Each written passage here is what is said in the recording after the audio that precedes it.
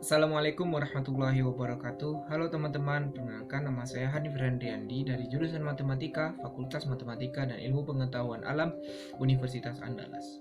Pada kesempatan kali ini, saya akan mencoba menjelaskan materi fisika dasar, yaitu arus listrik. Video ini saya buat karena untuk memenuhi tugas yang telah diberikan oleh dosen pengampu saya, yaitu Bapak Riko Adriel MSI. Selamat menyaksikan. Baik, pada kesempatan kali ini saya akan mencoba menjelaskan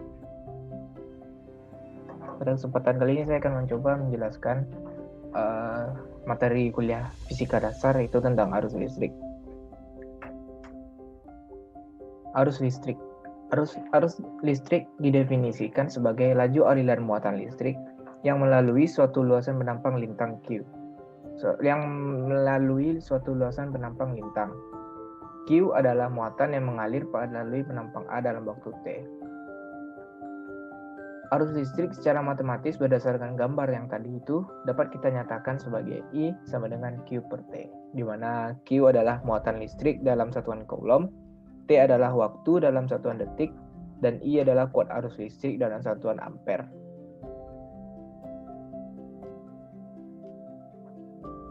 Arus listrik dalam satu rangkaian hanya dapat mengalir dalam satu rangkaian tertutup. Apabila saklarnya ditutup, arus akan mengalir dan lampu akan menyala. Namun apabila saklar dibuka, maka lampu tidak akan menyala karena listriknya tidak mengalir.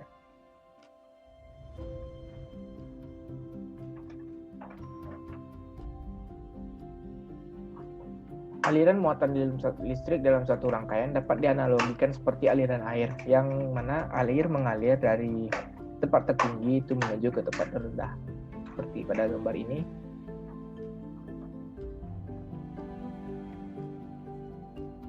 Arah aliran dari elektron itu dari potensial rendah, itu kutub negatif, ke potensial tertinggi, itu kutub positif. Sementara arah dari arus listrik itu sesuai konvensinya itu dari potensial tertinggi itu kutub positif ke potensial rendah. Seperti ini, simulasi ini baterainya, elektronnya itu mengalir dari kutub negatif ke kutub positif sampai habis, sehingga kita harus mengganti baterai lagi.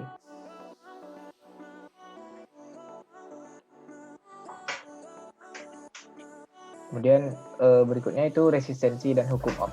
Resistensi itu adalah sifat material yang mencegah pergerakan elektron. Resistensi terbagi dua, yaitu konduktor dan insulator. Konduktor itu adalah suatu material yang memiliki resistensi kecil. Mana resistensi kecil ini itu dia mudah mengalirkan listrik. Contohnya itu adalah emas, tembaga, baja. Kemudian yang kedua itu insulator, yaitu material yang memiliki resistensi besar. Yang mana resistensi ini kalau dia besar itu berarti sulit mengalirkan listrik. Contohnya adalah plastik dan gelas.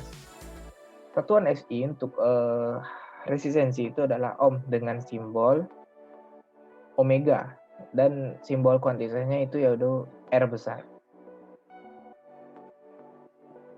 Resistensi satu segmen kawat didefinisikan sebagai perbandingan antara tegangan jatuh pada segmen dan arus. Dalam material ohmik yang melitupi banyak material, resistensi tidak bergantung pada arus. Resistensi itu bergantung kepada beda potensial dan arusnya. Itu dihubungkan dalam satu persamaan, itu adalah V sama dengan I dikali R. Nah, V adalah tegangan jatuh dalam satuan volt, I adalah kuat arus dalam satuan ampere, dan R adalah resistensi dalam satuan ohm.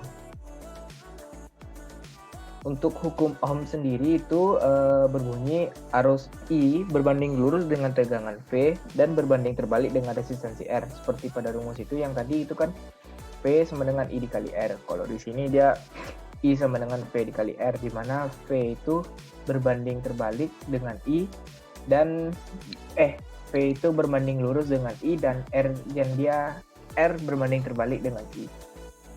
Untuk setiap tegangan yang diberikan, semakin besar resistensi, maka semakin kecil arus yang mengalir, karena itu tadi R berbanding terbalik dengan I. Resistensi listrik suatu konduktor adalah sama dengan 1 ohm jika tegangan yang diberikan sebesar 1 volt menyebabkan arus mengalir sebesar 1 ampere. Kemudian itu kombinasi resistor. Yang pertama itu ada resistor seri.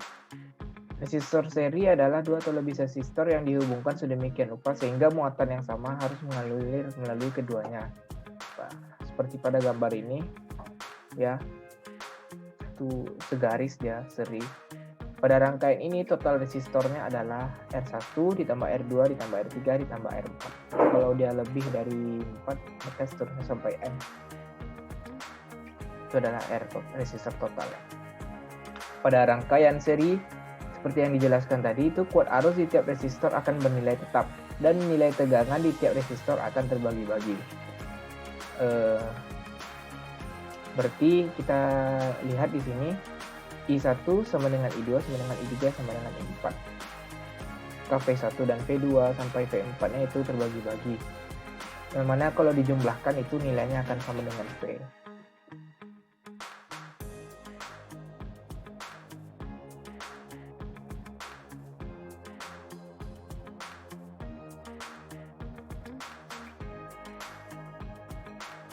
Kedua itu adalah resistor paralel. Resistor paralel adalah dua resistor yang dihubungkan, dua atau lebih resistor yang dihubungkan sedemikian rupa sehingga memiliki beda potensial yang sama. Seperti ini dia dirangkai dalam satu rangkaian. Pada rangkaian ini total resistornya adalah 1 per R total sama dengan 1 per R1 ditambah 1 per R2 ditambah 1 per R3 ditambah sampai kalau dia ada N resistor berarti 1 per N. Pada rangkaian paralel, seperti yang dijelaskan tadi, nilai tegangan di tiap-tiap resistor akan bernilai tetap dan kuat arus di tiap resistor akan terbagi-bagi. Jadi di sini kita lihat itu nilai V-nya sama, sementara pada rangkaian seri itu kuat arusnya yang sama. Jadi ketika dijumlahkan itu nilainya akan sama, I1 tambah I2 tambah I3 itu akan sama dengan I total. Kita masuk ke contoh soal nomor 1 halaman 168 buku tituler. Yaitu sebuah kawat dialiri arus konstan 2,0 ampere. Berapa banyak muatan yang mengalir melalui luasan lempang lintang kawat selama 5 menit? Kita jawab di sini. Kita diketahui itu arus listriknya itu ada 2 ampere, kemudian T-nya itu 5 menit atau kita konversikan ke detik itu 300 sekon. Yang ditanyakan itu adalah Q atau banyak muatan. Dari persamaan yang tadi itu I sama dengan Q per T, maka kita substitusikan saja, I-nya 5, T-nya 300, maka Q sama dengan 5 dikali 300 itu 6000 coulomb. Kalau kita konversikan ke mikrocoulomb jadinya 6 dikali 10 pangkat 9 mikrocoulomb. Kemudian kita lanjut contoh soal yang kedua itu nomor 30 pada halaman 169 buku tituler. Pada soal A, berapakah resistensi ekuivalen antara titik A dan B dalam gambar? Kemudian B, jika tegangan jatuh antara titik A dan B adalah 12 volt, berapakah arus dalam masing-masing resistor? Pada gambar ini adalah rangkaian paralel. Jawabannya itu yang pertama diketahui R1-nya 4 ohm, R2-nya 3 ohm, R3-nya 6 ohm.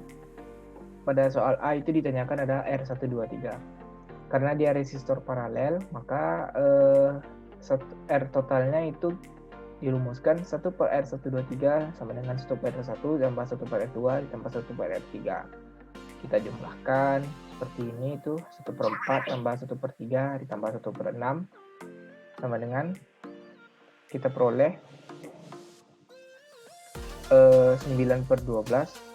1 per R123 sama dengan 9 per 12. Maka R123 itu sama dengan 1,33 ohm. Kemudian yang B itu diketahui voltnya, beda potensialnya itu 12 volt, R1-nya 4 ohm, R2 3 ohm, R3 6 ohm. Yang ditanyakan itu adalah arus listrik di tiap-tiap resistor.